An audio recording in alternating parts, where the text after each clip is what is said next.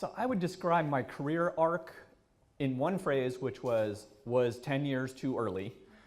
So right after Stanford, I went to a company trying to build the iPhone. This was in the late Stone Age. I won't date myself, but early 90s. And we were literally trying to build the iPhone, 640 by 480, 1 pixel on or off. Modems were, the fastest modems were 28K, right? This was if you want to read the book about this company, which was called Go, Jerry Kaplan wrote the book. It's called Startup. This is one of the storied Silicon Valley implosions. Raised $100 million, and ultimately we were too early.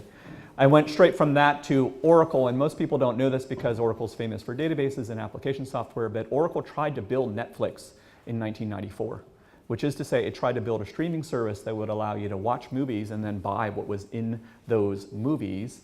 And at the time, it was sort of a death battle between Oracle and SGI, two of the iconic Silicon Valley companies, and we were trying to sell to the telcos a service. In fact, BT was one of our customers.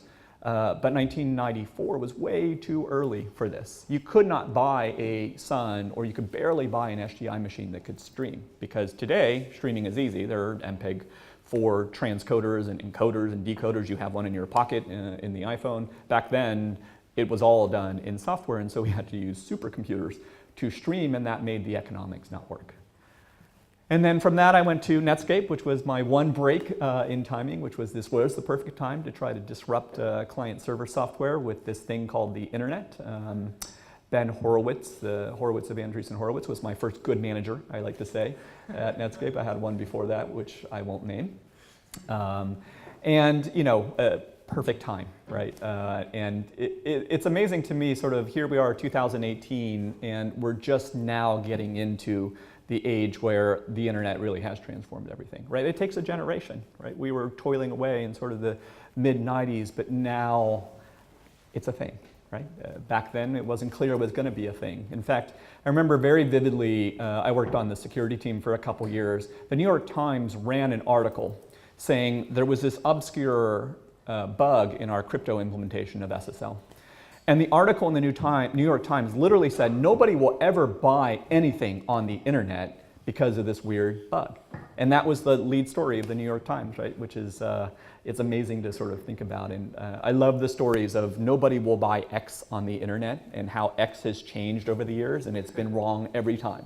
Nobody will buy CDs, nobody will buy clothes, nobody will buy furniture, nobody will buy shoes on the internet. And like, look, you're gonna buy everything on the internet. There will be nothing that you're not buying on the internet, which is awesome.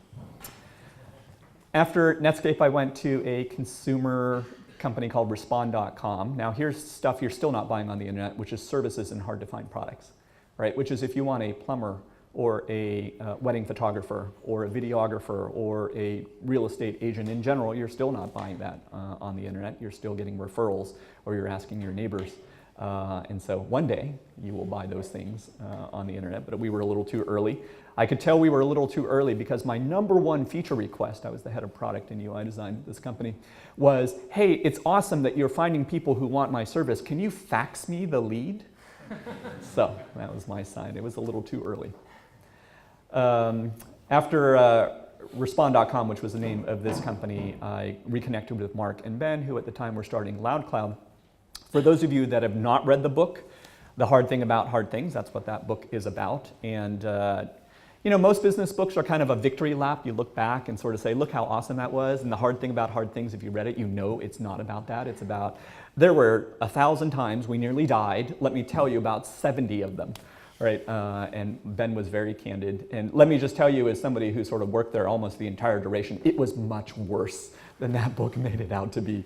It felt like we were going to die every other day. And I often joke, like, startups, this is what startups are like as potential founders. We're going to rule the world. We're dead. It's over. We're screwed. There's no way. We're going to rule the world. It's dead. We're over. We can't raise our next money. And then you have lunch. Okay, so that's startup life, right? And that's what LoudCloud was like. It turns out that you can't build Amazon Web Services, which is what we were trying to do, without a critical piece of software plumbing called the hypervisor. VMware grew up sort of parallel to us, and so we were a little too early. But we like to think that we sort of influenced Amazon into sort of being the behemoth that it is by saying you're going to rent all of your compute and storage and stuff on the cloud, which was great. HP ended up buying our company, and after the 18-month lockup, we all basically started Andreessen Horowitz. Mark and went fundraising in the spring of 2009, which, if you might recall, was sort of like the nuclear winter of fundraising. Everybody was sort of hoarding their cash because the world was coming to an end financially.